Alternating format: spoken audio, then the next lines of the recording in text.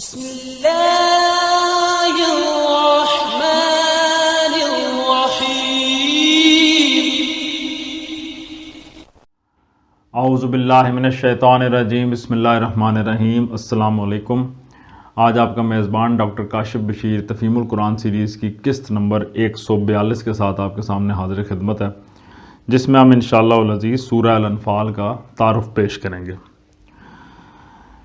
بسم اللہ الرحمن الرحیم۔ زمانہ نزول، یہ سورہ سن 2 ہجری میں جنگ بدر کے بعد نازل ہوئی ہے اور اس میں اسلام و کفر کی اس پہلی جنگ پر مفصل تبصرہ کیا گیا ہے۔ جہاں تک سورہ کے مضمون پر غور کرنے سے اندازہ ہوتا ہے غالباً یہ ایک ہی تقریر ہے جو بیک وقت نازل فرمائی گئی ہو، مگر ممکن ہے کہ اس کی بعض آیات جنگ بدر ہی سے پیدا شدہ مسائل کے متعلق بعد میں اتری ہوں اور پھر ان کو سلسلہ تقریر میں مناسب جگہوں پر درج کر کے ایک مسلسل تقریر بنا دیا گیا ہو۔ بہرحال کلام میں کہیں کوئی ایسا جوڑ نظر نہیں آتا جس سے یہ گمان کیا جا سکے کہ یہ الگ الگ 2-3 خطبوں کا مجموعہ ہے۔ تاریخی پس منظر، قبل اس کے کہ اس سورہ پر تبصرہ کیا جائے، جنگ بدر اور اس سے تعلق رکھنے والے حالات پر ایک تاریخی نگاہ ڈال لینی چاہیے۔ نبی صلی اللہ علیہ وآلہ وسلم کی دعوت ابتدائی 10-12 سال میں جبکہ آپ مکہ معظمہ میں مقیم تھے، اس حیثیت سے اپنی پختگی و استواری ثابت کر چکی تھی کہ ایک طرف اس کی پشت پر ایک بلند سیرت، عالی ظرف اور دانش مند علم بردار موجود تھا جو اپنی شخصیت کا پورا سرمایہ اس کام میں لگا چکا تھا، اور اس کے طرز عمل سے یہ حقیقت پوری طرح نمایاں ہو چکی تھی کہ وہ اس دعوت کو انتہائی کامیابی کی منزل تک پہنچانے کے لیے اٹل ارادہ رکھتا ہے اور اس مقصد کی راہ میں ہر خطرے کو انگیز کرنے اور ہر مشکل کا مقابلہ کرنے کے لیے تیار ہے۔ دوسری طرف اس دعوت میں خود ایسی کشش تھی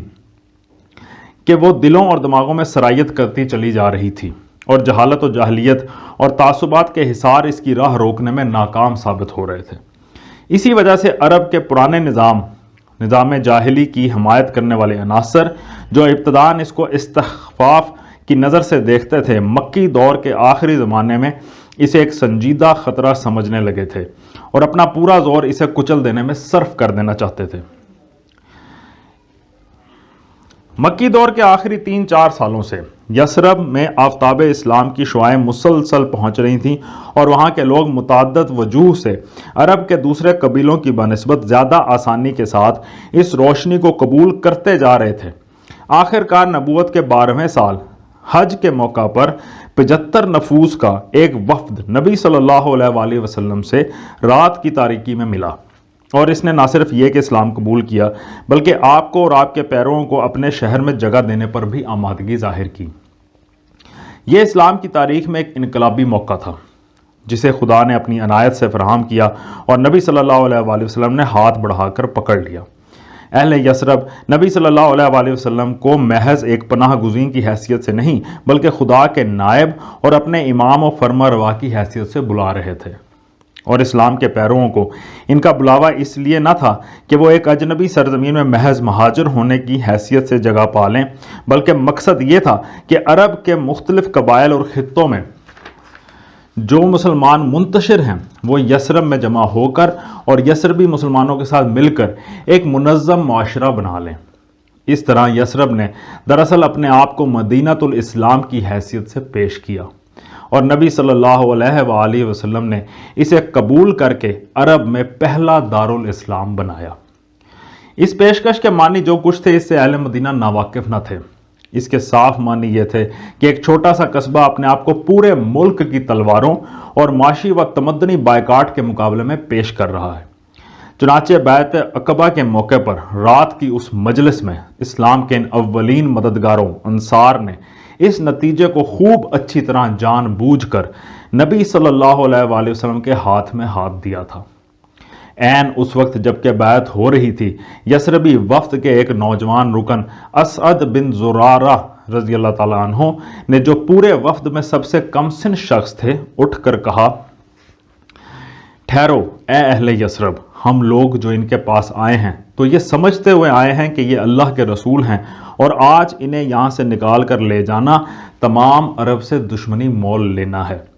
اس کے نتیجے میں تمہارے نونہال قتل ہوں گے اور تلواریں تم پر برسیں گی، لہٰذا اگر تم اس کو برداشت کرنے کی طاقت اپنے اندر پاتے ہو تو ان کا ہاتھ پکڑو اور اس کا اجر اللہ کے ذمے ہے، اور اگر تمہیں اپنی جانیں عزیز ہیں تو پھر چھوڑ دو اور صاف صاف عذر کر دو، کیونکہ اس وقت عذر کر دینا خدا کے نزدیک زیادہ قابل قبول ہو سکتا ہے۔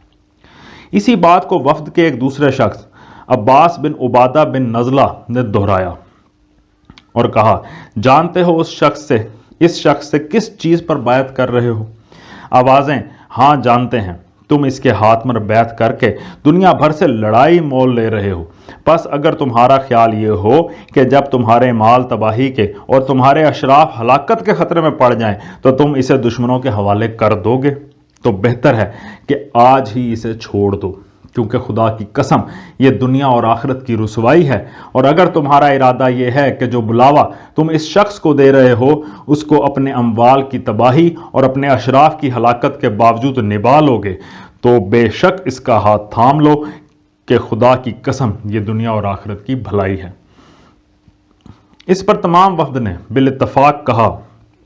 ہم اسے لے کر اپنے اموال کو تباہی اور اپنے اشراف کو ہلاکت کے خطرے میں ڈالنے کے لیے تیار ہیں۔ تب وہ مشہور بیعت واقع ہوئی جسے تاریخ میں بیعت عقبہ ثانیہ کہتے ہیں۔ دوسری طرف اہل مکہ کے لیے یہ معاملہ جو معنی رکھتا تھا وہ بھی کسی سے پوشیدہ نہیں ہے۔ دراصل اس طرح محمد صلی اللہ علیہ وآلہ وسلم کو جن کی زبردست شخصیت اور غیر معمولی قابلیتوں سے قریش کے لوگ واقف ہو چکے تھے، ایک ٹھکانہ میسر آ رہا تھا، اور ان کی قیادت و رہنمائی میں پیروان اسلام جن کی عظیمت اور استقامت اور فدائیت کو بھی قریش ایک حد تک آزما چکے تھے، ایک منظم جتھے کی صورت میں مجتمع ہو جاتے تھے۔ یہ پرانے نظام کے لیے موت کا پیغام تھا۔ نیز مدینہ جیسے مقام پر مسلمانوں کی اس طاقت کے مجتمع ہونے سے قریش کو مزید خطرہ یہ تھا کہ یمن سے شام کی طرف جو تجارتی شاہراہ ساحل بحر احمر کے کنارے کنارے جاتی تھی، جس کے محفوظ رہنے پر قریش اور دوسرے بڑے بڑے مشرک قبائل کی معاشی زندگی کا انحصار تھا، وہ مسلمانوں کی زد میں آ جاتی تھی، اور اس شہرک پر ہاتھ ڈال کر مسلمان نظام جاہلی کی زندگی دشوار کر سکتے تھے۔ صرف اہل مکہ کی وہ تجارت جو اس شاہراہ کے بل پر چل رہی تھی 2.5 لاکھ اشرفی سالانہ تک پہنچتی تھی۔ طائف اور دوسرے مقامات کی تجارت اس کے ماسوا تھی۔ قریش ان نتائج کو خوب سمجھتے تھے۔ جس رات بیعت عقبہ واقعہ ہوئی اسی رات اس معاملہ کی بھنک اہل مکہ کے کانوں میں پڑی، اور پڑتے ہی کھلبلی مچ گئی۔ پہلے تو انہوں نے اہل مدینہ کو نبی صلی اللہ علیہ وآلہ وسلم سے توڑنے کی کوشش کی، پھر جب مسلمان ایک ایک دو دو کر کے مدینہ کی طرف ہجرت کرنے لگے اور قریش کو یقین ہو گیا کہ اب محمد صلی اللہ علیہ وآلہ وسلم بھی وہاں منتقل ہو جائیں گے، تو وہ اس خطرے کو روکنے کے لیے آخری چارہ کار اختیار کرنے پر آمادہ ہو گئے۔ ہجرت نبوی سے چند ہی روز پہلے قریش کی مجلس شورا منعقد ہوئی، جس میں بڑی رد و قد کے بعد آخر کار یہ طے پا گیا کہ بنی ہاشم کے سوا تمام خانوادہ ہائے قریش کا ایک ایک آدمی چھانٹا جائے اور یہ سب لوگ مل کر محمد صلی اللہ علیہ وآلہ وسلم کو قتل کریں،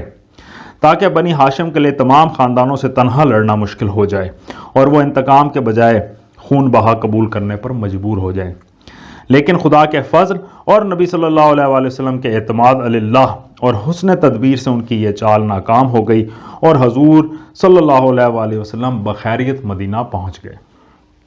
اس طرح جب قریش کو ہجرت کے روکنے میں ناکامی ہوئی تو انہوں نے مدینہ کے سردار عبداللہ بن ابی کو، جسے ہجرت سے پہلے اہل مدینہ اپنا بادشاہ بنانے کی تیاری کر چکے تھے اور جس کی تمناؤں پر حضور صلی اللہ علیہ وسلم